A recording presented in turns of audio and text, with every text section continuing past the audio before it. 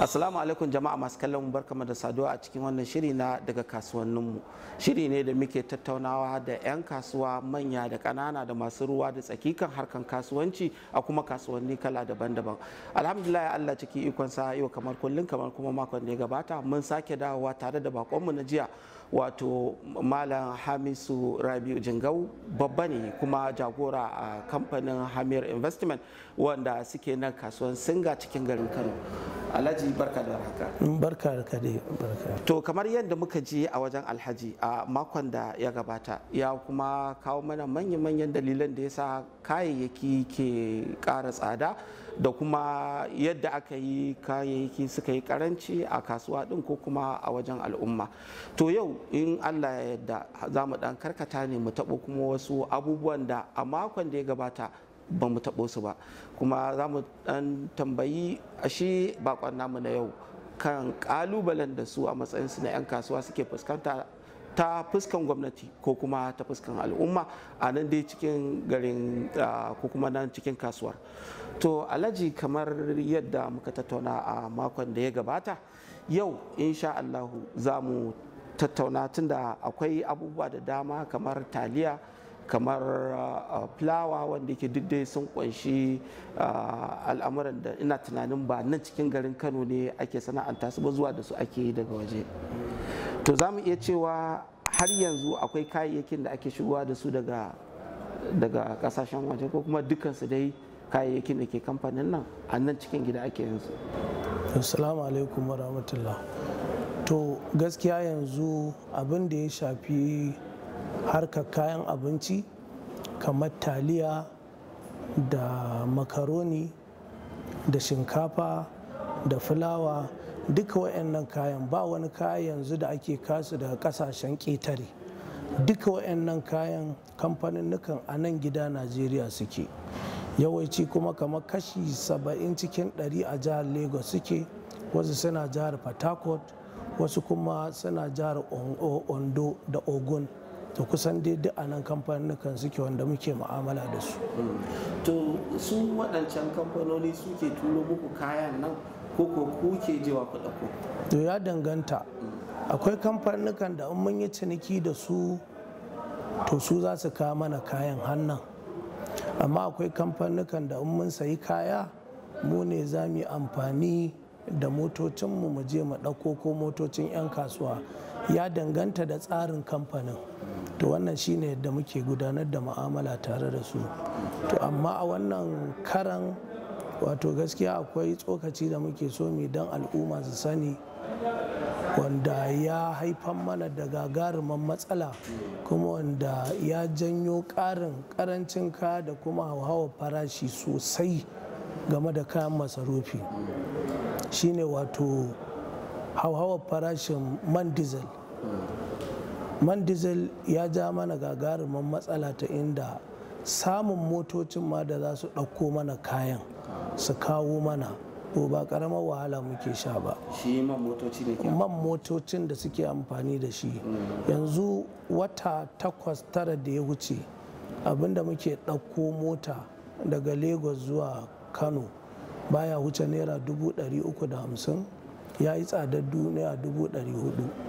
Amma yanzu mota sai ka biya daga 900 zuwa miliyan 1, zuwa miliyan 1.100 sannan za a kawo.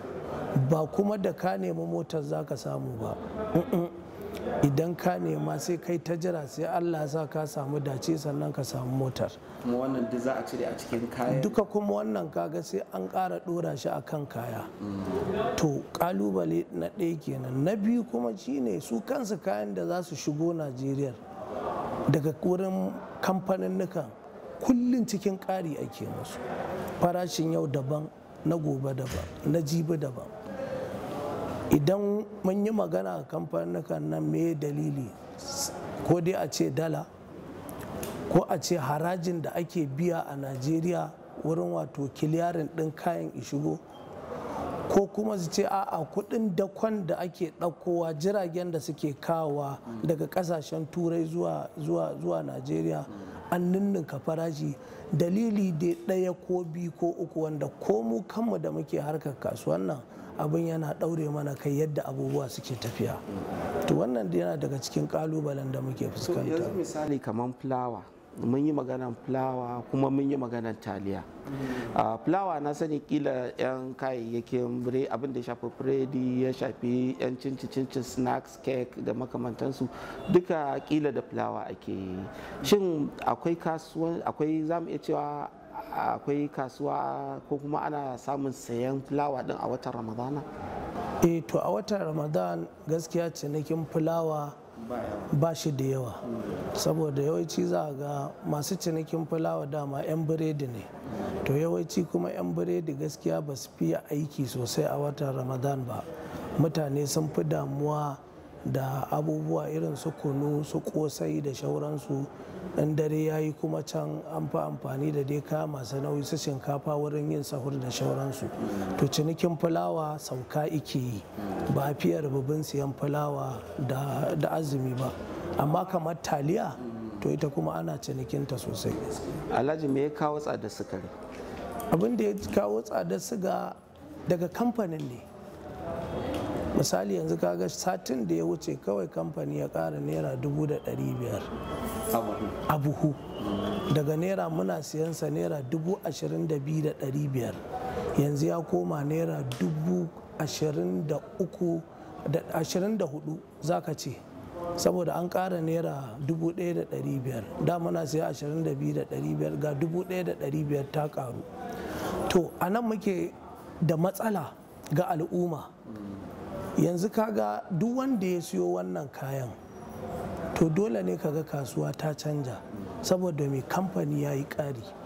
Kullum ka taba kamfanin nan su ma surutansu da uzurinsu shine maganar diesel, maganar mai, maganar haraji, maganar kaza, maganar dala. Yanzu har wannan maganar rigimar ta Ukraine ita ma ta shiga. Da an yi magana zai a ce ai Ukraine, ai Rasha, ai kaza. To mu 'yan kasuwa kamar yadda muke kullum muna cikin tsakiya ne. Shi mai siya in ya zo iji farashi a gurinmu kawai zargin da zai farashin mu muka ƙara. Mu kuma mun tafi kamfani za mu siyo an ƙara mana kaya, amma saboda mai siya bai da alaƙa kai tsaye da kamfani ko ba a fiye jin muryoyinsa ba, shi yasa kullum za a ga dai abin akan 'yan kasuwa yake ƙara. Yanzu kaga kamar wannan rigimar sigan ya ƙara 500. Mu abinda mutane kamata su fahimta a harkar mu shine mu ba ma ɗora riba mai yawa. Wato mu abinda bature yake cewa volume, mu wato yawan asiyar shine riban mu. Za ka sha mamaki mu zo mu sai siga naira 24,000, ribar da za mu sa ba ta huce naira 50, naira 100 iyakacinta kenan. Muka sa ma naira 100 muna munna ne an ci riba, amma ba sai mun sa 24,000. Normal ribar za ga naira 50 ce, naira 70, 100. Kuma har a yau har a gobe, yanzu a yau abinda muke sai da kayan nan naira 23,500 a yanzu. Amma na gaya ma yanzu gashi a kamfani ya ma koma 24, amma ba kasafai ƙarin zai kai lokaci guda ba. Dole sai ana bi a hankali sannan ma farashin ikan iya kaiwa.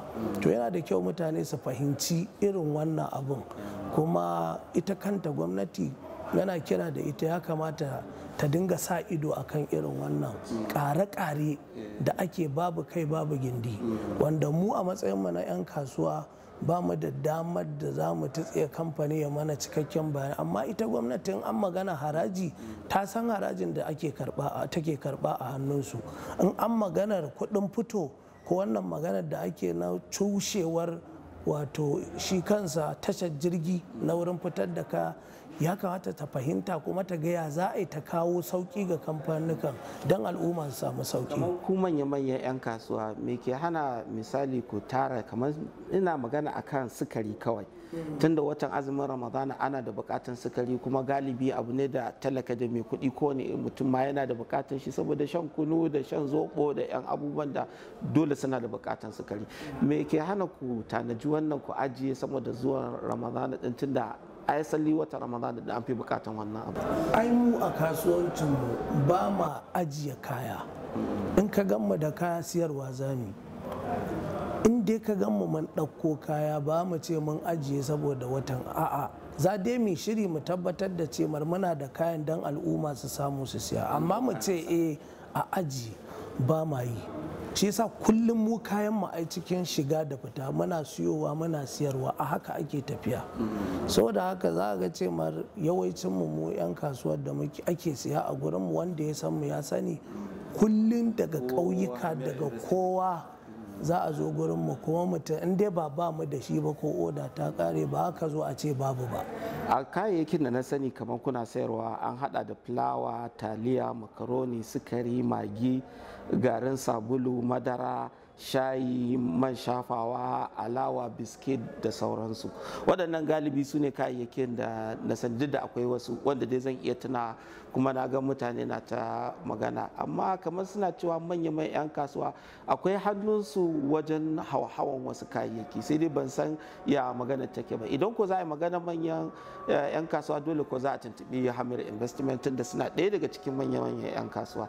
Me ra'ayinka dangane da wannan? Shi sa nake ce ma ba za ka ce ka janye hannun 'yan kasuwa 100% ba za a rasa inda suke da nasu kuskuren ba, amma dai kashi 90 cikin 100 na abin da yake faruwa yanzu na hauhawar farashi babu hannun 'yan kasuwa a ciki. Yanzu misali, bari in ɗauki misali kamar in ka ɗauki madara, akwai madara da ake irin su yogurt, madarar buhu, sati wata bai fi 3 ba da ya wuce abinda muke siyan kayan na a kamfani baya wuce buhun guda naira 45,000, a ta yi tsada kenan. Amma yau in za mu siya a kamfani naira 70,000. Kuma dole kuma ku kara kaka 70,000 din nan mutumin da ya siya wata 3 ko 4 yau in ya zo ka ce 70,000 sha zai ce kaga 'yan kasuwan nan sun kara. Kamar yadda na ce masu ga sati 2 da ya wuce ko sati 1 da ya wuce ma 22,500 haka muke siyansa, yau ya koma 24,000. Duk wanda ya zo ka gaya masa sha zai ce ka gani ko sun ga azumi ya taho sun kara.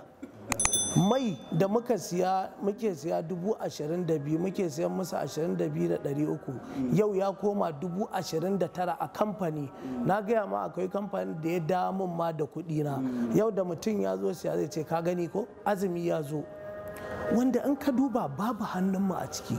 Kuma yana da kyau mutane su dinga adalci, ko da a dinga yi mana kyakkyawar fahimta, saboda mu dinnan musulmai ne kuma mu ma muna son rahama daga Allah subhanahu wata'ala, kuma mun san tanadin da Allah subhanahu wata'ala yi ga dukkan mutumin da ya sa hannu wurin tallafawa al'umma, ta shi ma tallafin da zai samu. Mun san wanda ya sa hannu wurin gallaza wa al'umma, ta shi ma sakamakon da zai samu. Saboda haka mu ma musulmai ne ko muna buƙatar rahama, muna buƙatar albarka. Abinda mutum bai sani ba idan na yawan magana a kai bincike ka ga me ya faru. Kuma wannan ma ina kira ga su kansu manyan malamanmu da suke wa'azi, saboda yawancinsu muna da alaka da su sosai. Do Allah irin waɗannan abubuwan a dinga samun wani zaure ana tattauna don a dinga samun fahimtar juna yawa tsakanin yawa, domin me don a dinga sanin a ina ma daga ina ma gizo din yake saka. Don akwai abubuwa da yawa da za ka ga ana magana ta gaskiya, ba wai ina zuga kanmu ba ne ko ina kare kanmu, amma za a ga ce ba mu ma da hannu a ciki. Yadda kowa yake shan wahalar abun mu ma haka muke fafutuka a ciki. To Allah ya ba da sa'a ya kuma taimake ku, ya taimaki al'umma gaba ɗaya. To masu kallon mu duka dan za mu dakata, sai kuma gobe idan Allah ya kai mu za ku ji mu da wani bakon in Allah ya yarda. A madadin shi Alhaji Hamisu Rabi'u Jingau, ni Abumanar Alkasim da na gabatar nake cewa Allah ya sada mu da alkhairi, mu zama lafiya. Assalamu alaikum.